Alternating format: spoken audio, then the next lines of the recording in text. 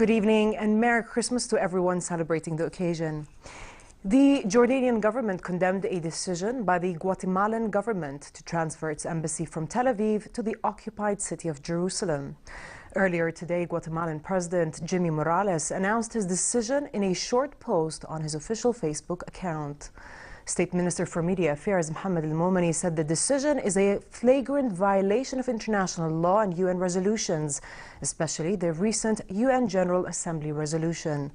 He added that the irresponsible Guatemalan decision would fuel regional violence and encourage Israel to continue violating international law, noting that Jordan, as the custodian of Islamic and Christian holy sites in Jerusalem, condemns such an irresponsible move. Momani said the world's peace-loving countries should support the two-state solution that calls for the establishment of a Palestinian state with East Jerusalem as its capital. Prime Minister Hani al-Mulki congratulated Jordan's Christians on the occasion of Christmas and the New Year. During a meeting with church leaders at Amman St. Mary of Nazareth Church, Mulki said this Christmas was a celebration for all Jordanians, as they remained steadfast throughout the various challenges facing the kingdom. He also added that Jordanians and their Palestinian brethren will not rest until all 1967 occupied Palestinian lands are returned and East Jerusalem is their capital.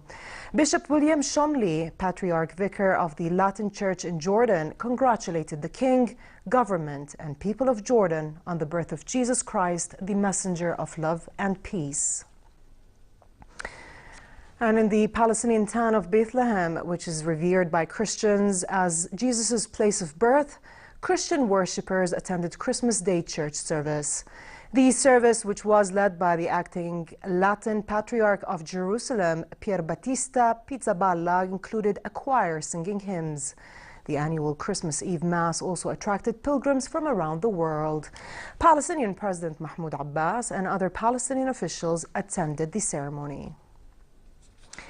At the Vatican, meanwhile, Pope Francis used his Christmas message to call for a negotiated two-state solution to end the Israeli-Palestinian conflict after U.S. President Donald Trump stoked regional tensions with his recognition of Jerusalem as Israel's capital. The leader of the world's 1.2 billion Roman Catholics urged people to see the defenseless baby Jesus in the children who suffer the most from war, migration and natural calamities caused by man today. Pope Francis said he had seen Jesus in the children he met during his recent trip to Myanmar and Bangladesh, and he called for adequate protection of the dignity of minority groups in that region.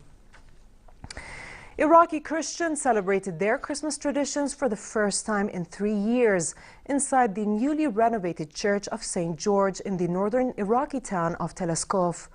During Daesh's time, Teleskov's 12,000-strong Chaldean Christian community were forcibly displaced, even though Daesh were there for only a few days.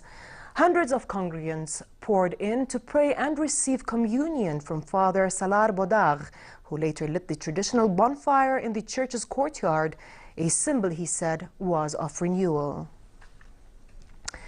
Syrian army forces backed by Iranian-backed militias pushed deeper into the last rebel-held enclave near a strategic border area with Lebanon and Israel.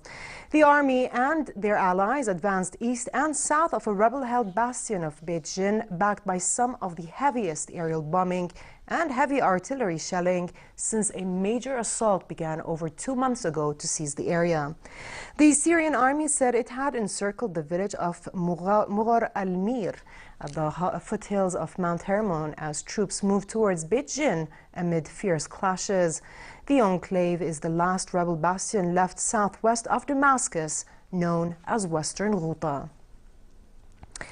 In international news, authorities in Vietnam prepared to move 1 million people from low-lying areas along the south coast as a typhoon approached after it battered the Philippines with floods and landslides that killed more than 230 people. Typhoon Tembin is expected to slam into Vietnam later today. Vietnam's Disaster Prevention Committee said 74,000 people had been moved to safety from vulnerable areas, while authorities in 15 provinces and cities were prepared to move more than 1 million. The government ordered that oil rigs and vessels be protected and warned that about 62,000 fishing boats should not venture out to sea. And in sports, it wouldn't be Christmas in Florida without the annual Surfing Santas event on Cocoa Beach. Hundreds of holiday revelers gathered near downtown along Florida's Space Coast on Christmas Eve to watch surfers dressed as Santa take part in the so-called Ride of Christmas Magic. The annual Surfing Santas raises money for a cancer charity, as well as funds to support the Florida Surf Museum, which aims to preserve the history and culture of Florida surfing. And finally, a look at the weather forecast. It will be cold and partly cloudy tonight and tomorrow with southeasterly moderate winds. Amman can expect a high of 15 degrees Celsius and a low of 7 degrees, while in the Gulf of Aqaba it will be moderate with a high of 25 degrees, sliding down to 12 at night. With this, we come to the end of tonight's news. I'm Dana Abu Sham. Thanks for watching. Merry Christmas and have a good night.